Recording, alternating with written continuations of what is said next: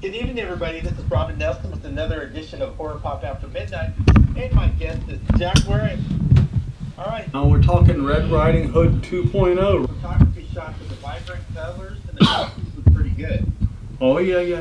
They're really totally cool. And you, like I say, you never know with like satin, you know how it's gonna play in the sunlight, how it'll play in the shade, whether it'll be too glittery. But it was just wonderful, man. And we put Celeste Blandon, who was in my last film, Fetus, and I booked her again for this and put her in a blonde wig this time, and some red lipstick, and it just popped, you know. Yeah, Celeste Blandon's a talented actress. I mean, whatever she does is very golden. But I was really super comfortable working with her on the Fetus, and so I was like, let's go ahead and do something different with her. This, like I say, and put her in a blonde and open things up for her a little bit. I think it gave her a broader spectrum to work with this time. I stayed, primarily within the parameters of the conventional, original story, the classic, but I tried to give it a little more of a mental illness bent in regards to the wolf in our film. Instead of just playing him as a straight, just wolf in the woods, I wanted to do something a little more just that I hadn't seen before. And so that's how I decided to go and give him kind of like a schizophrenic kind of a feel, and let the audience kind of guess whether it was a mental illness or it really was a wolf, or just a little ambiguous, which I always like to be sometimes. This time I used CFX a lot. They're a silicone company who do just awesome silicone masks, just masks, gloves, body pieces, everything, man. And so I had I'd seen one of their wolf masks before, kind of a lupus, whatever they call it. And I was like, that would be kind of cool. And so I asked her to make me a custom one, which kind of like do some hair punched into the mask so it looked a little bit more like mine. So that was the main thing, was getting the look of the wolf, and plus for the flashbacks or the schizophrenia scenes, we used the big wolf monster that Scott Hansen has at his studio, which is just amazing. And it was actually Celeste Blandon's boyfriend, Jake. His last name escapes me right now. He put on the big costume for the wolf monster, man, and he did a really, really cool job. I can't wait to see that. I've only seen about half the daily so far, so I'm waiting as much as everyone else to see the final cut. I wrote it. I had to be, but I don't know. This particular project, I mean, it's just after working with Scott Hansen at Digital Thunderdome in Atlanta last year, I was like, I got to do something again with this guy, because I had a lot of fun with him. He's an awesome cinematographer and an awesome editor, and he has some beautiful sets down there at his studio, and so I really, really enjoy working down there with that whole crew. And so it was just something that needed to be done. I'm pretty much sure I'm going to go down there and shoot next year and shoot the feature for a sequel to Lord of the Vampires. I think we're probably going to do Lord of the Vampires 2, The Return of Victor. So, since you guys are doing this film, has the trailer came out yet? I haven't got a chance to check out the trailer. I got an email from Scott today, and he said, "Oh yeah, I'm working on a quick teaser, right? A little teaser for the thing." But I was like, "Okay, cool." I was like, Robyn's kind of looking forward to seeing it. So, I think it's the coolest Red Riding Hood movie since Company of Wolves, which was made in 1984 in Britain. But I haven't seen anything I haven't seen any Red Riding Hood film this gory and this weird. So I think it's going to be refreshing. I think it's going to get a lot of attention. I hope, good attention.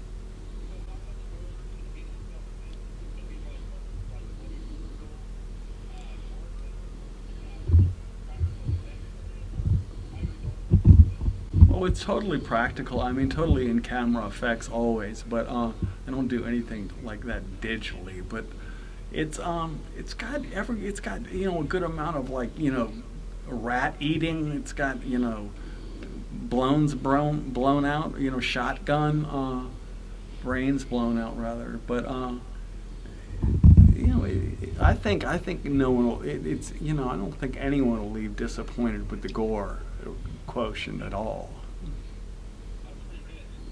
I'm really, really hoping that it's going to work out. Eldemar, this Norwegian band, a friend of mine, Matthias Hummingsby, he really likes my film, and I really love his music. He does some really cool black atmospheric metal, just only like the European, only the Europeans can do it this way. But we've been talking to each other, and I told him I just wrapped the film. And he was like, "Put my music in, man," So, it should be a cool marriage. Matthias, he has tremendous black vocal style, and plus he uses some female vocals in his band, and so that. Having the brutal vocals and the female vocals seemed like a really cool match with the wolf and the Red Riding Hood, So are we going to see Celeste Bland's character Red Riding Hood? Is she going to get some fighting choreography and action in this film? Actually, she does. She does have a little bit of a scuffle with the wolf at the end, which is, I was surprised how well she held up on it. So she gave me what for. But no, there is a little bit of a tussle at the end, just prior to the rather violent demise of the wolf. No, but her boyfriend, like I told you, played the big wolf and thing, and you don't want to make the guy angry, And like I say, I mean, that's another thing that's really unique about this particular take on the Red Riding Hood 2.0 is we have two wolves, Yeah, I mean that's the most. I've never seen anything like this. I've got the wolf who's pursuing Celeste throughout the course of the film, and you also have the more psychotic aspect of the wolf who's pursuing Celeste. He's kind of like a psychotic break when that wolf appears. I don't know if you've ever seen the film The Fisher King with Robyn Williams and Jeff Bridges. Well, in that film, there was a recurring scene with the Red Knight would appear whenever Robyn Williams was having this mental breakdown. And when I first saw the film, I was like, whoa. I was like, I wish the Red Knight was in the film more often. He's like the coolest thing. And so I tried to kind of incorporate our big wolf monster. He's kind of like our version of the Red Knight in the film, So you got to see it, I think, to understand the way I'm explaining it. But it's going to be fun.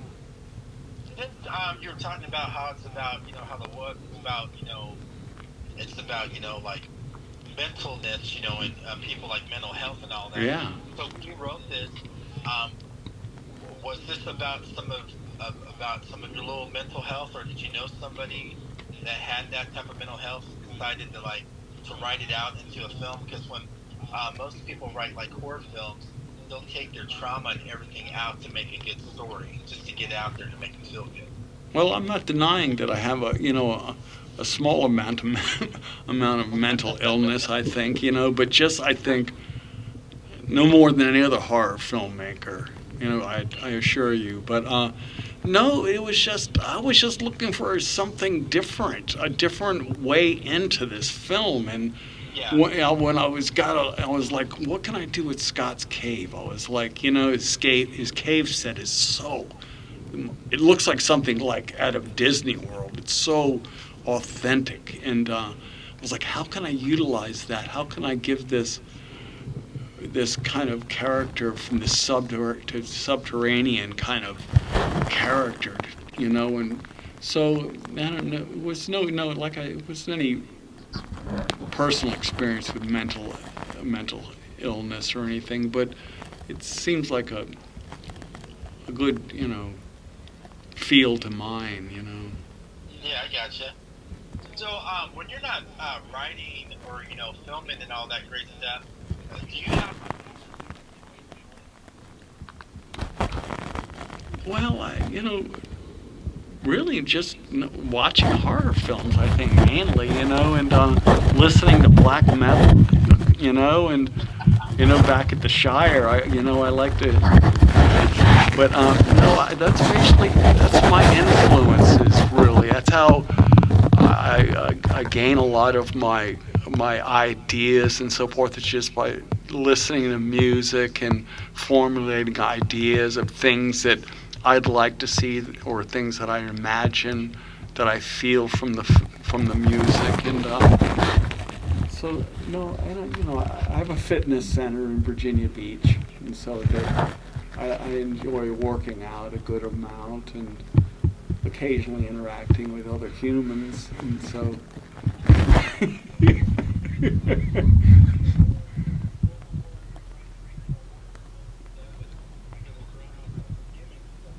Well, you have to. It's it goes with the thing. But no, I mean I've been a horror fan ever. From the '80s, '90s, Fangoria. I just love it, man. But it's there's just so much to do with it. But unfortunately, to me, it's become a really popular genre now. I mean, I liked it better when only the freaks watched horror films, but now it's like everybody watches horror, so it's kind of mainstream now.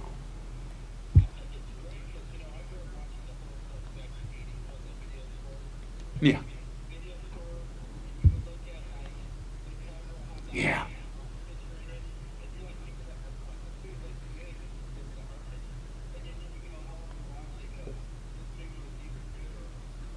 Yeah, yeah, you can't always go by that at all. But yeah, I admit as well to always being swayed by the cover art.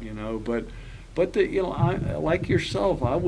That's where I cut my teeth, was in the video store aisles. And at first was really, my big influences were the Italian horror filmmakers, man. Lucio Fulci, Dario Argento, Michelle Suave, God, Lucio Fulci, oh, yeah, I love him, but and then I just that was my big influence. Actually, it was in a video store. I was telling my friend it was in a video store how I got into filmmaking. I was just getting out of pro wrestling. I lost a bunch of weight. I was trying to figure out what I was going to do. I was browsing the horror section, and the attendant who worked at the video store was sitting there behind the counter. All of a sudden, he kind of walked up to me and he said, "I've seen you in the horror section a time or two." He's like, I'm a film student at Boston College, and I'm writing a film, and I've seen you a time or two. I'd really like you to be in this film I'm writing. I was like, really? I was like, cool. He said, yeah, I gave him my phone number. He called me, and we ended up shooting a film called The Pact, which just got released, oddly enough, on Blu-ray, like just this year. And ultimately, he ended up going out to L.A., then I went out there and shot a couple of feature films with him out there. Lord of the Vampires I did out there. I did Mad Jack out there. And So that's pretty much how it all started, I guess.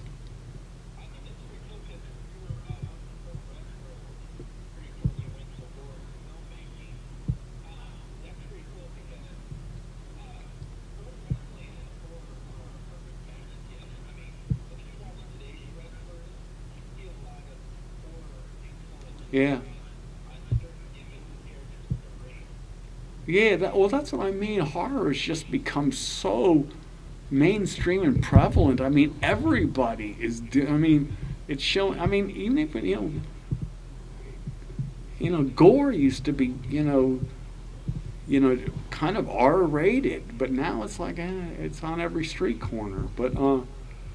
But yeah, there is a lot of crossover with pro wrestling and horror. There's a lot of crossover with I've always felt with metal, particularly black metal and death metal, obviously, but I love those kind of cross germination of genres.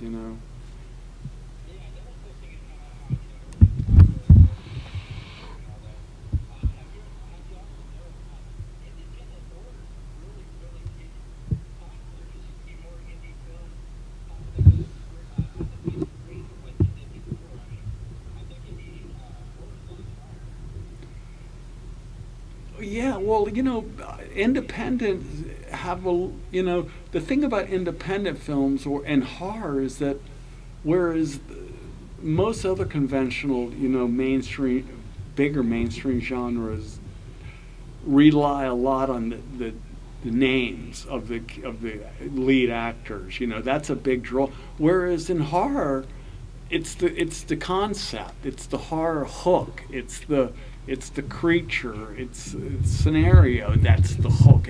It's not reliant on a name actor. It's the story and the monster and the disturbingness of the thing is the star. Which is cool when you're on a limited budget. As long as you have imagination, you can make a film and sometimes make a buck.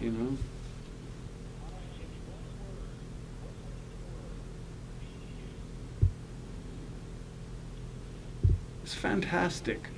You know, I think cinema fantastique is what I refer to it as. It's just fantasy. There's no, the parameters are limitless. It's not, I mean, that's what I like about horror. It's just it's true as escapism in its truest form.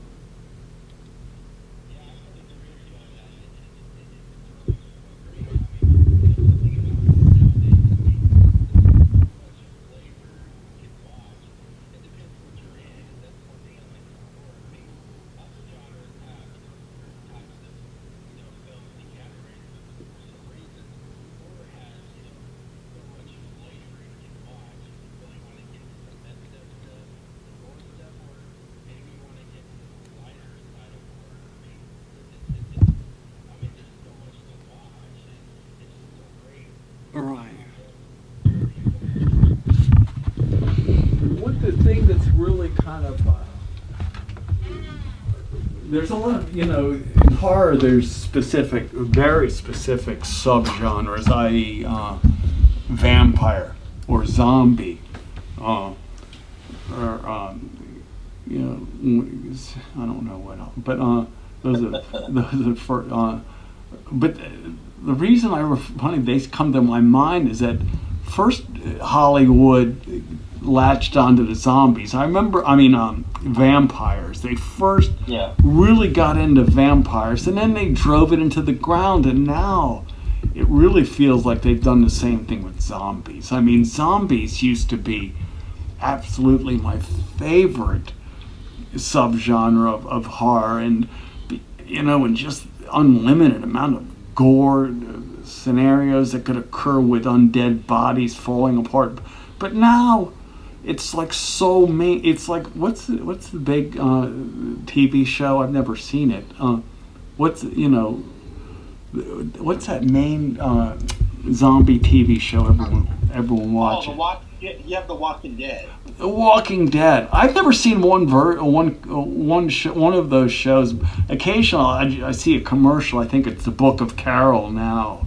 I saw the commercials. Yeah, that's the season 2 of That's, Carol. Yeah. I mean, and some unquestionably just super impressive effects and gore and so forth. But like I say, it's so many. It used to be like they used to be unrated in the video aisles, right? Yeah. But now it's just like mom and dad, and little Susie and Jimmy can sit there and watch impalements and intestines being pulled out, and it's like, wonderful. Let's go to Arby's, son. Okay, we'll go. It's just it's they run it into the ground. So more and more we have to. That's why it's one of the reasons I try to work more in this last film, more like mental illness. It's more, just I don't know, gelatinous and not purely defined yet. Yeah. So I'm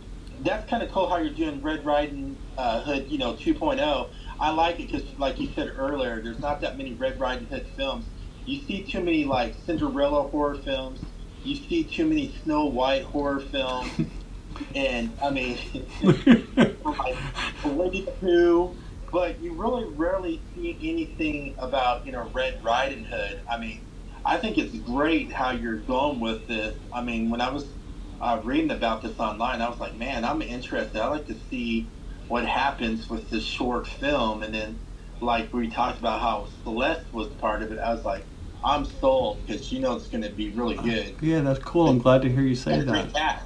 Yeah, I'm glad to hear you say that. Yeah, I'm impressed with Celeste as well. I mean, and she's a super nice girl, super fun to work with, and in this last two films I worked with her, we didn't have dialogue in the film. She's really, really expressive and able to communicate with the audience without any dialogue, so which is, I think, wonderful.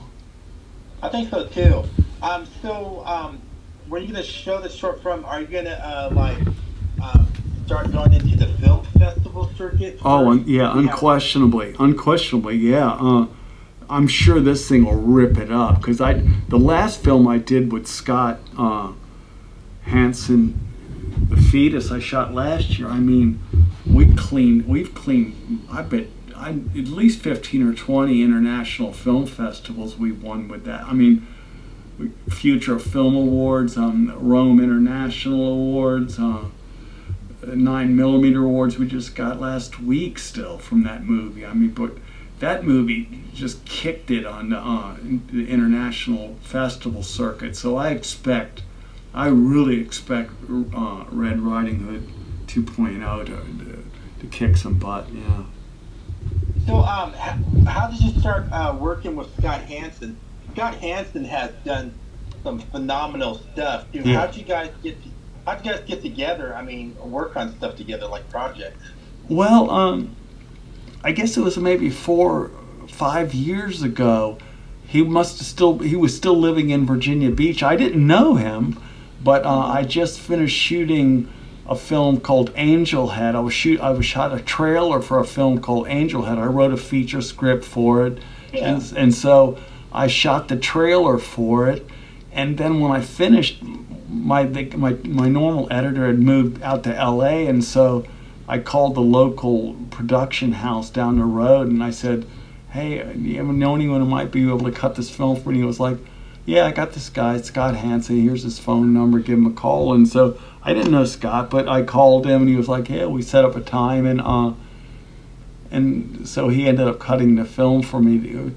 And it was like, I really enjoyed spending time with the guy, even though during that period, it wasn't too much. We didn't get to talk too much. We were pretty much just like, it's on the screen, cut here, Yeah. cut there. He was turning knobs and this and that. But it wasn't until he moved to Atlanta and I reconnected with him, I really realized how talented the guy was and how many things he could do so well. So he's just a great guy. I really enjoy spending time with the guy. I really do. I think so too. It seems like Atlanta and where I'm at in the Midwest, like Ohio, Indiana, Kentucky, it has been a huge hotbed for indie horror films. I mean, all the like indie horror film shorts and features have been like either filmed in Atlanta, Ohio, Kentucky, or Indiana, and I think it's great. I mean, it's just the Midwest just loves their horror. That's all I have to say. I don't know. I don't know how it happened that Atlanta just blew up. It just all of a sudden, I mean, a little. I remember hearing a little, this and that about down there, but now ever since, I've been down there about 4 times in the last year, and it's just every time it seems like it's just getting wider and wider and bigger and bigger. And I think there's going to be big things ahead for digital film down there. I really do.